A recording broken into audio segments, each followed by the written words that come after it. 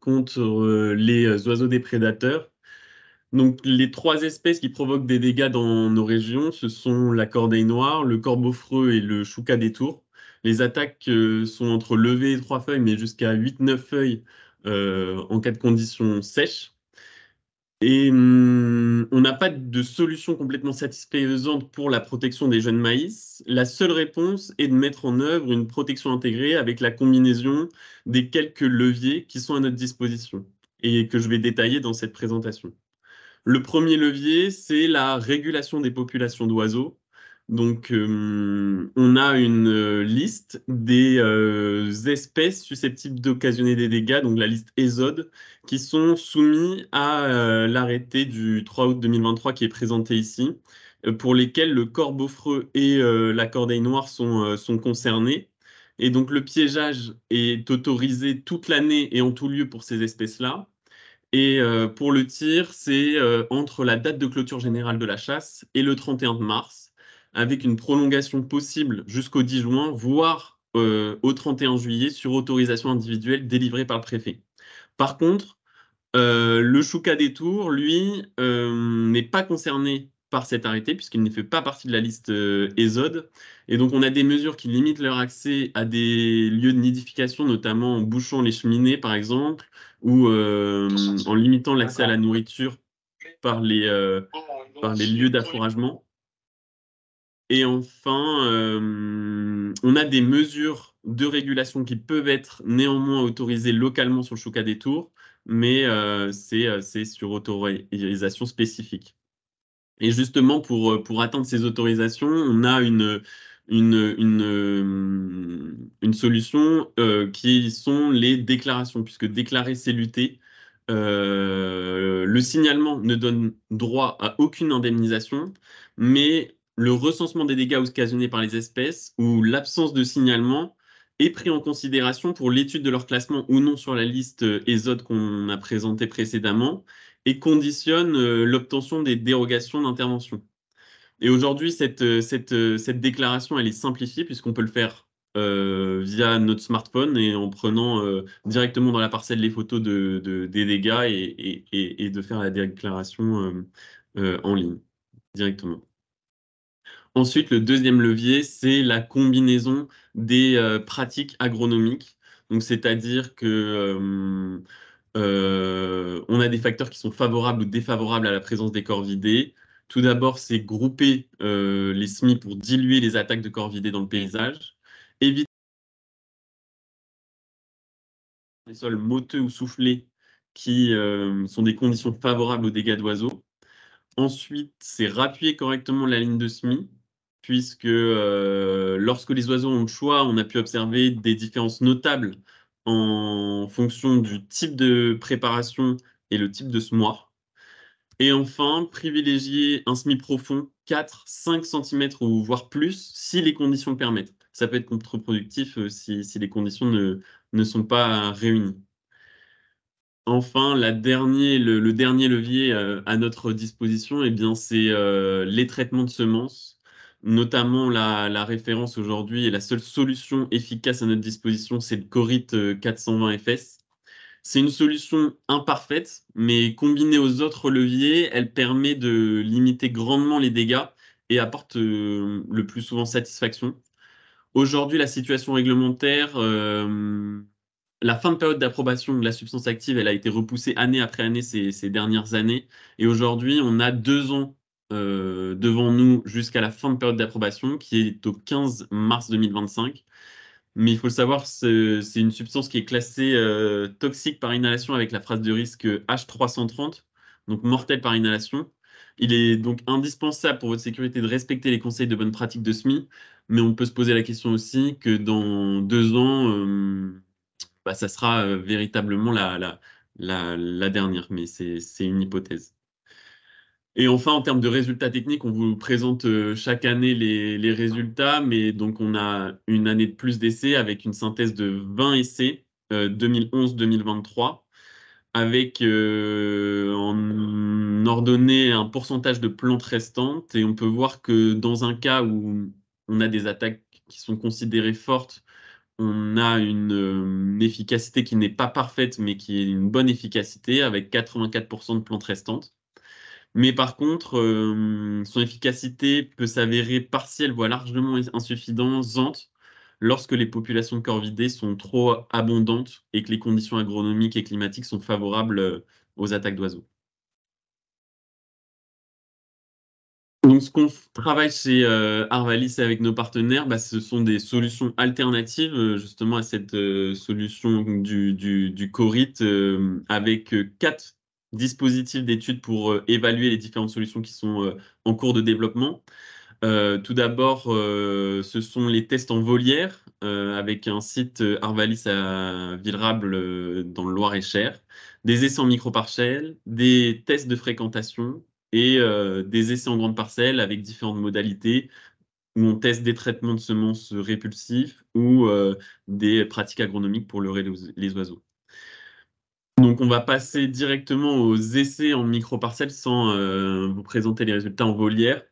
Avec la synthèse des 2 essais qui étaient valides en 2023. On avait 4 essais qui ont été mis en place, mais 2 seulement ont été attaqués. Donc, un à Villiers-Saint-Christophe avec 70% de plantes saines dans le témoin et un à Orbourg avec 42% de plantes saines dans le témoin. Donc, si on regarde ce graphique avec le pourcentage d'efficacité en ordonnée, le CORIT à gauche est notre référence avec la meilleure efficacité.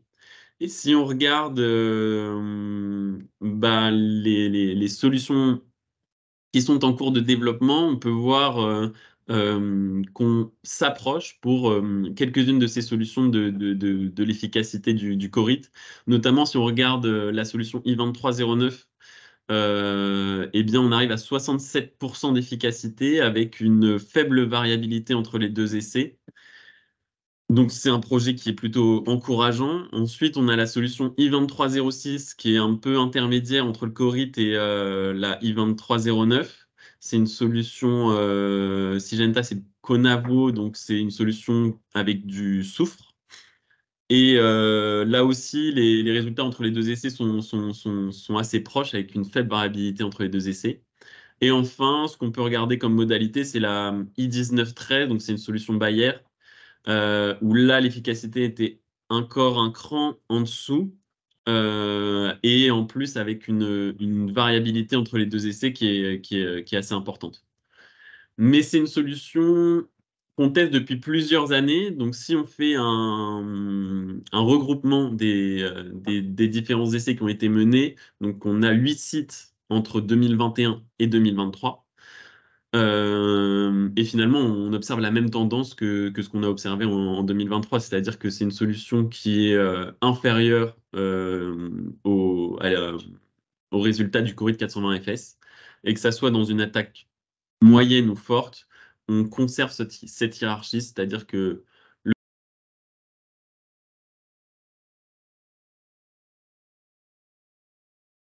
Clément, on ne t'entend plus, ton micro est coupé. Il faut que tu reviennes un petit peu en arrière. Peut-être. alors je sais pas, pourtant c'est pas, j'ai pas coupé mon micro, mais on a dû me le couper. Donc j'en étais là. Vous m'avez suivi jusqu'ici?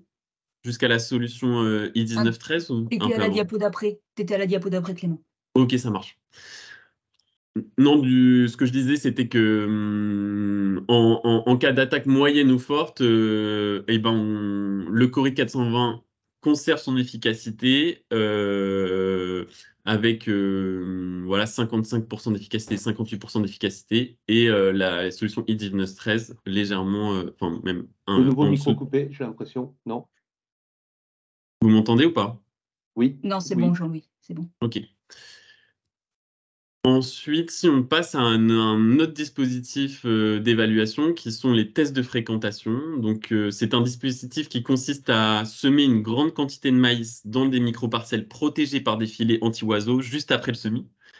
Et lorsque le maïs est au stade 2-3 feuilles, les filets sont retirés, ce qui permet aux corvidés de venir fréquenter l'essai. On a deux types de notations qui sont alors réalisées.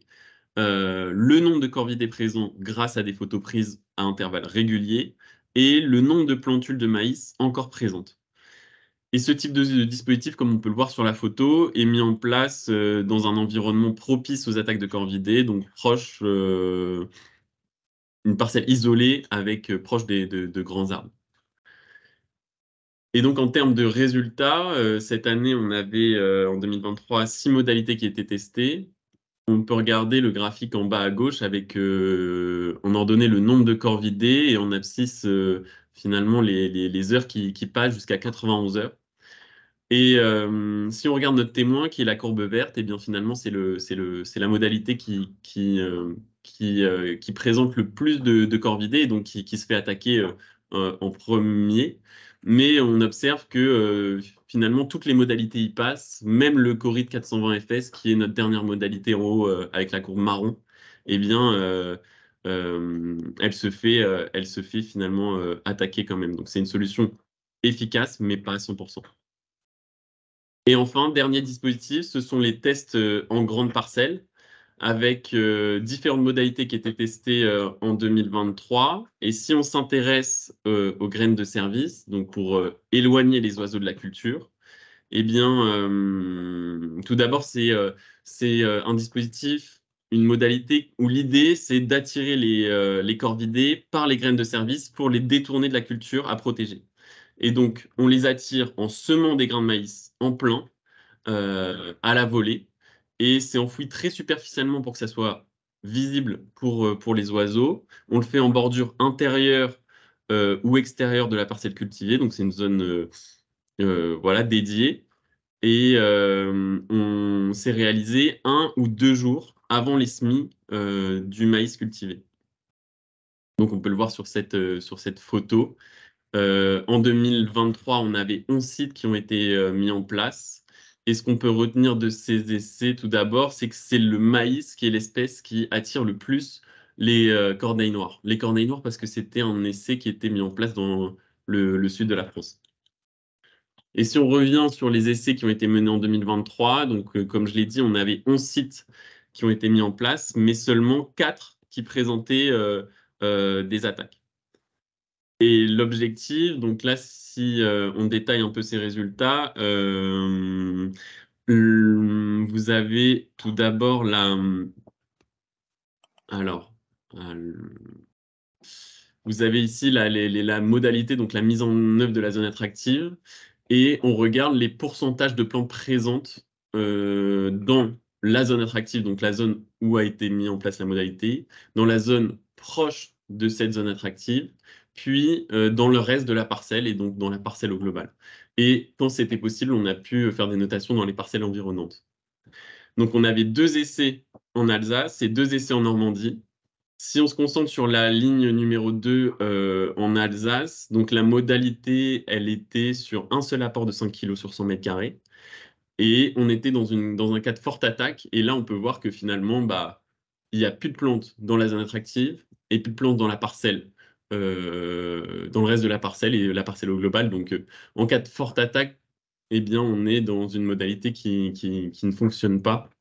Mais si on regarde la ligne juste au-dessus, on avait la même mise en œuvre avec un seul apport de 5 kg. Et bien là, dans la zone attractive, on avait une attaque forte. Dans la zone contiguë, une attaque plus faible, beaucoup plus faible. Et dans le reste de la parcelle, également plus faible.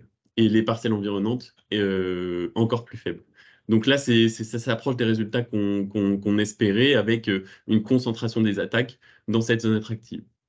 Et ensuite, 2 essais ont été mis en place également en Normandie, où là, on a eu 15 kg de maïs qui ont été apportés, renouvelés 7 fois ou 10 fois.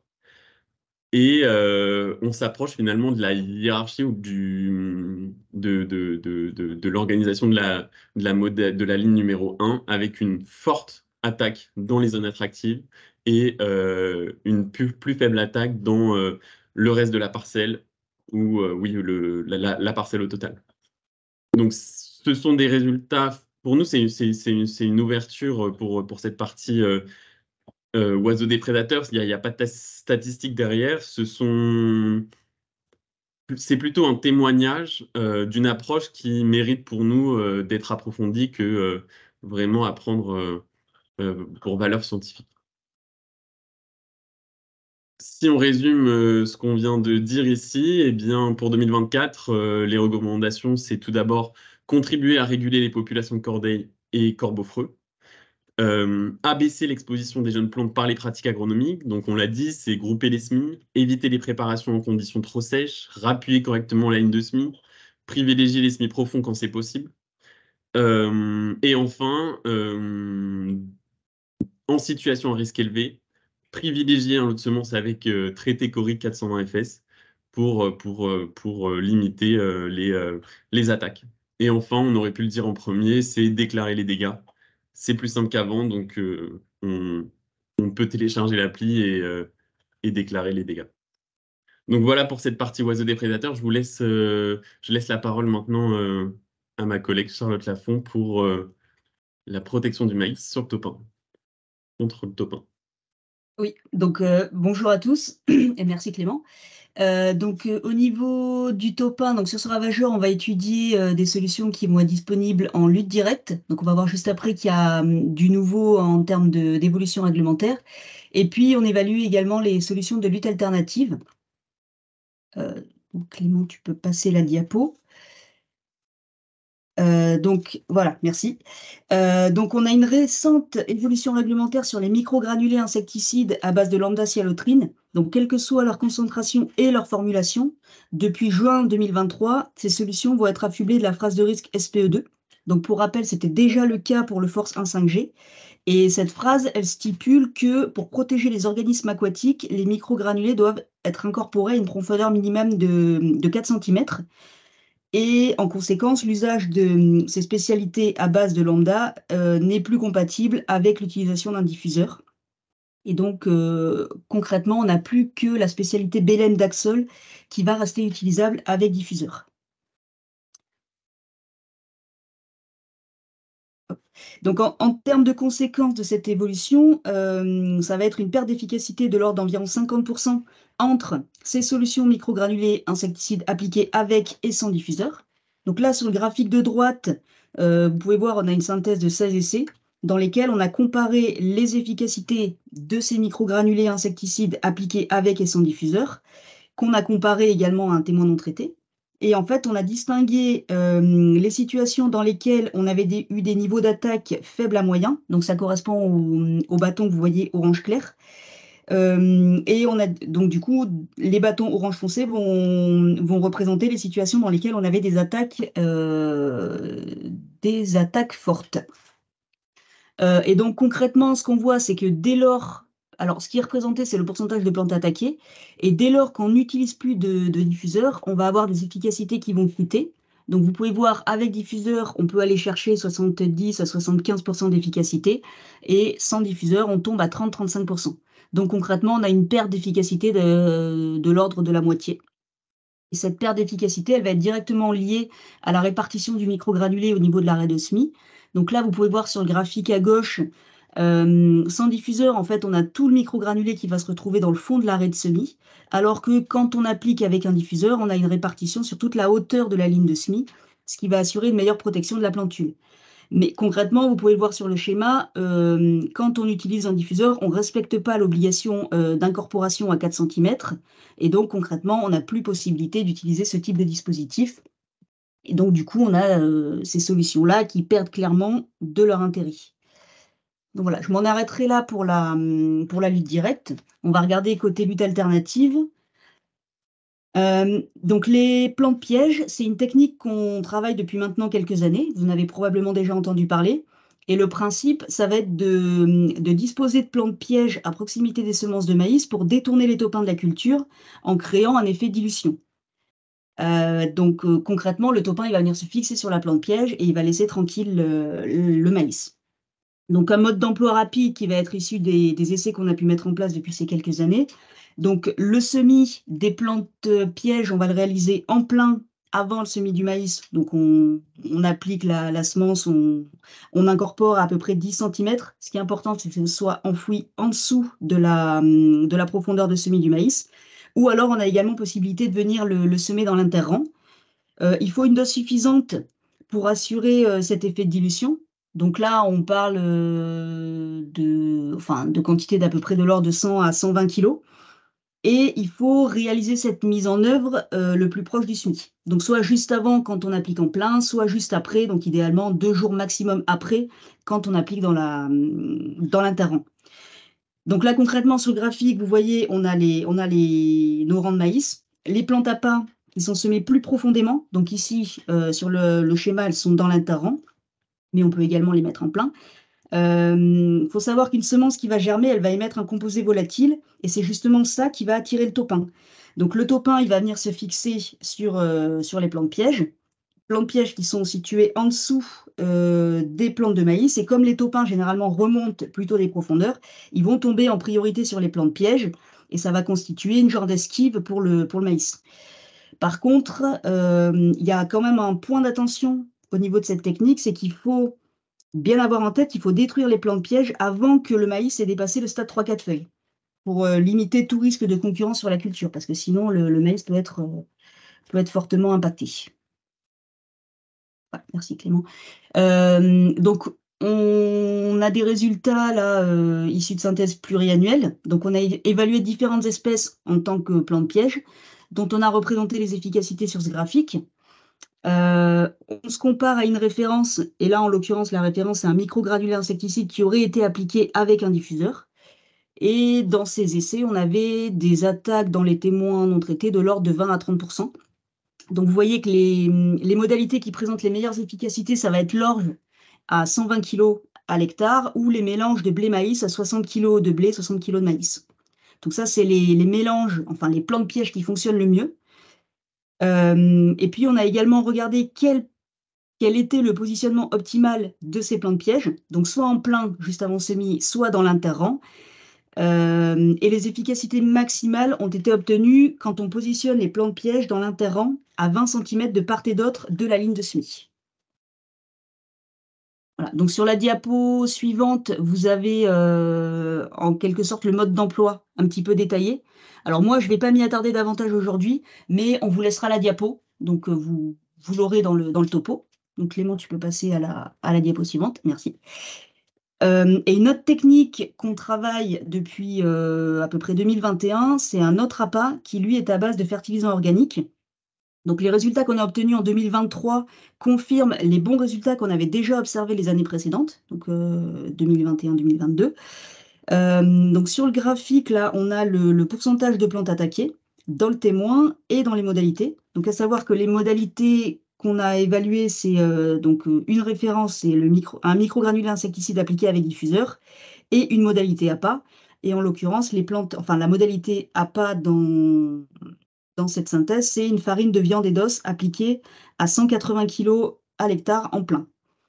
Et donc, ce qu'on peut voir, c'est qu'on a un pourcentage de plantes attaquées qui va être comparable entre nos deux modalités. Et donc, la modalité avec les fertilisants organiques qui va offrir des niveaux d'efficacité du même ordre à peu près que, équivalent à la référence microgranulée qui aurait été appliquée avec un diffuseur. Et ce qui est important à noter, c'est que cette technique, elle va présenter donc du coup des niveaux d'efficacité qui vont être équivalents, voire peut-être même légèrement supérieurs à ce qu'on peut avoir avec des plantes APA, comme la technique dont je vous ai parlé précédemment. Et qu'en fait, cette technique-là, elle permet de ne pas avoir à gérer justement la destruction des plantes pièges. Donc ça constitue quand même une technique qui apparaît prometteuse. Et en termes de protection contre le taupin, que faut-il retenir? Donc suite à la récente évolution réglementaire sur les microgranulés, on a incompatibilité d'utilisation de ces microgranulés avec l'utilisation de diffuseurs. Donc concrètement, on a une perte d'efficacité d'à peu près de 50% de ces spécialités, de ces solutions-là. On n'a plus que la spécialité Belen d'Axol qui va être utilisable avec diffuseur. Et par contre, on a des solutions de lutte alternatives qui, elles, présentent des niveaux d'efficacité vraiment intéressants, notamment donc les plantes pièges, qui vont être en termes d'efficacité comparables à une référence microgranulaire insecticide avec diffuseur. Et donc du coup, dès lors qu'on ne peut plus utiliser de diffuseur, ces solutions plantes pièges vont être potentiellement plus intéressantes. Et de la même manière, les fertilisants organiques qui offrent une perspective intéressante et qui confirment leur intérêt dans la lutte contre les taupins. Donc voilà, et j'enchaîne rapidement avec la géomise. Donc peut-être que les personnes situées le plus au sud connaissent moins ce ravageur-là, mais ça peut entraîner, enfin c'est une petite mouche qui peut entraîner des dégâts assez spectaculaires dans les secteurs dans lesquels elle est présente. Donc là, les photos que vous voyez, c'était en 2023 en Bretagne. Et donc vous voyez que les attaques sont assez carabinées. Alors comme pour le taupin, on a regardé l'intérêt de l'utilisation de plantes de service. Et donc regarder s'il était possible de dissimuler en quelque sorte le maïs dans un couvert. Donc là, vous avez les résultats d'un essai qui a été conduit en 2023 dans le cadre d'un projet qui s'appelle GéoTrouve-Tout, donc essai en Bretagne. On a essayé différentes modalités. Donc ces différentes modalités, c'est du maïs qu'on aurait associé à différentes espèces, donc du colza appliqué avec et sans diffuseur, un mélange fumigator, donc un peu biofumigant, et une moutarde. Et donc, vous voyez, on a 2 bâtons à chaque fois pour chaque modalité. Donc, un vert clair qui représente le pourcentage de plantes attaquées au stade 3 feuilles du maïs et les verts foncés qui représentent le pourcentage de plantes attaquées au stade 8 feuilles du maïs. Donc, première chose qu'on peut remarquer, c'est qu'on a un niveau d'attaque qui est vraiment très important dans le témoin non traité. Et on n'a concrètement pas d'efficacité des différentes modalités avec plantes pièges. Donc concrètement, on n'a aucun couvert qui nous a permis de faire un réel leurre et on n'a pas cet effet qu'on recherchait. Donc en fait, a priori, pas d'efficacité des plantes de service sur la géomise.